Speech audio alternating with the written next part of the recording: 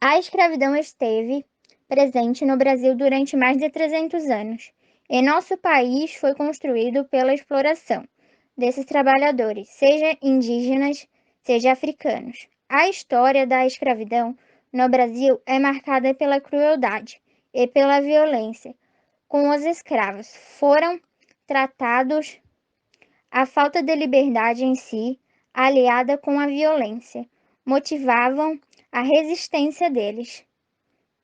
Os africanos foram retirados de sua terra nativa, muitas vezes emboscados por traficantes e enviados para milhares de quilômetros de distância para terras desconhecidas, com idioma, cultura e religião totalmente diferentes, e foram forçados a abandonar sua cultura e a abraçar a de seus captores. Os africanos foram trazidos ao Brasil por meio do tráfico ultramarino. Os escravos africanos foram utilizados em diferentes tipos de trabalho ao longo da história colonial e imperial do Brasil.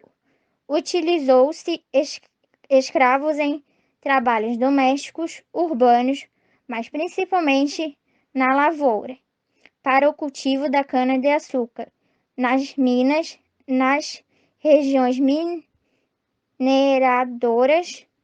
A escravização dos africanos não aconteceu de maneira passiva, pois africanos e crioulos nascidos no Brasil resistiram e muito contra a escravidão. Africanos e a escravidão. Eles diferentes porque eles não vinham da mesma região do continente e não falavam a mesma língua entre si, até entrarem em conflitos. E eles também não se viam como povos africanos todos em geral. Eles se viam como moçambicanos, yorubás, males, enfim, o nome das suas tribos. E desde sua captura em terras africanas, eles tentavam lutar, se escapar até os navios chegarem e até mesmo um suicídio eles cometiam para tentar se soltar. E ao desembarcarem na América, foram afastados de suas famílias e foram obrigados a trabalhar em lavouras, cidades ou na extração de minérios. Eram proibidos de portar armas e mas eles conseguiam capturar facas, facões, lâminas para conseguir se soltar ou se escapar da família e ou até mesmo vingança, porque eles foram tirados das terras, a tribo deles foram perdendo a cultura, então eles queriam vingança pelos povos brancos como eu posso falar, povos brancos terem prendido eles, capturado eles, né? Vocês entenderam. E amaldiçoar e cuspir na comida de seus senhores e de seus inimigos eram costumes deles por... Era uma prática comum, um costume deles. E no silêncio da senzala, contar histórias velhas, falar na sua língua mãe e conversar eram formas de resistir à colonização.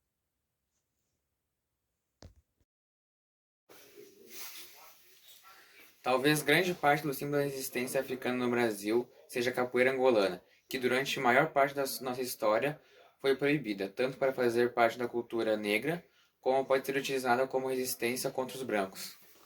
Liga o som, Val. Liga o som.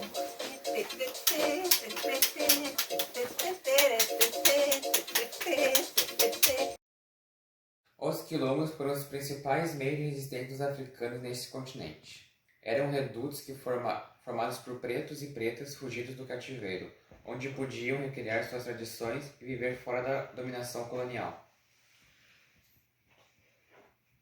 Zumbi dos Palmares. Grande quilombo em Pernambuco, e o líder quilombola mais conhecido da história do nosso território.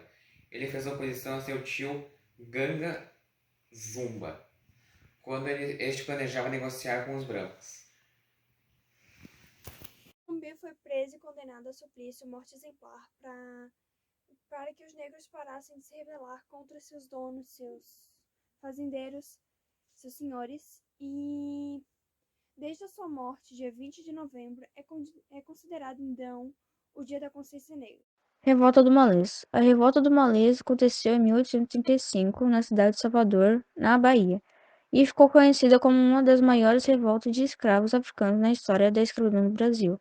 Como mencionamos, a Bahia, nas primeiras décadas do século XIX, ficou marcada por revoltas violentas, como as de 1807 e 1814. A mobilização dos alçás e nagos na luta contra a escravidão prosseguiu e tinha na religião uma ferramenta de resistência muito forte. O próprio nome da revolta tem essa relação, uma vez que a palavra malê é originária de Imalé, palavra que no idioma Yorubá significa muçulmano.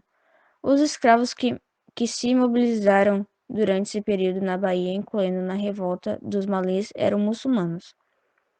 Essa revolta aconteceu no dia 25 de janeiro de 1835 e foi iniciada quando escravos alçás e nagos, vestidos de túnicas brancas, saíram às ruas de Salvador armados com porretes e outras armas brancas para lutar contra as autoridades que defendiam a manutenção da escravidão.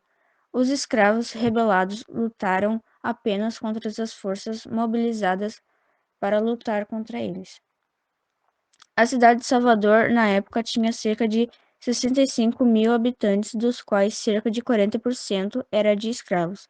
A revolta dos malês mobilizou cerca de 600 pessoas, das quais cerca de 70 escravos morreram durante os combates nas ruas de Salvador.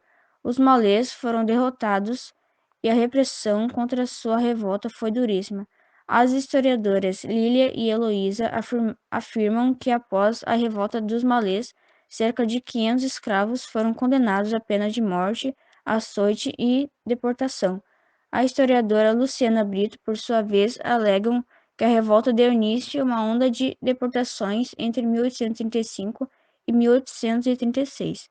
Ela diz que escravos envolvidos com a revolta, escravos muçulmanos e até negros libertos foram deportados em massa para o continente africano. Durante o período imperial do Brasil, a luta contra a escravidão ganhou novos aspectos para além da formação de quilombos e do confronto físico. É nesse período que ficaram conhecidas as Irmandades dos Homens Pretos, associações de auxílio mútuo entre escravizados e ex-escravizados. Uma das mais conhecidas era a Irmandade de Nossa Senhora do Rosário dos Homens Pretos. Além disso, a luta abolicionista ganhava mais forças. Seus adeptos preocupavam-se em acolher ex-escravizados e juntavam recursos para comprar a liberdade daqueles que ainda eram cativos. O Brasil foi o último país da América a abolir a escravidão negra, em 13 de maio de 1888. A resistência à escravidão não se resumia apenas nessas formas mencionadas no vídeo, incluindo outras medidas mais extremas, como o suicídio e o aborto.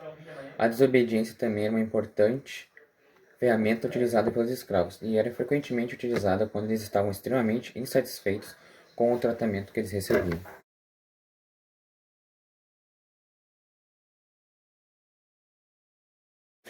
A resistência à escravidão não se resumia a essas formas mencionadas no meio do meu.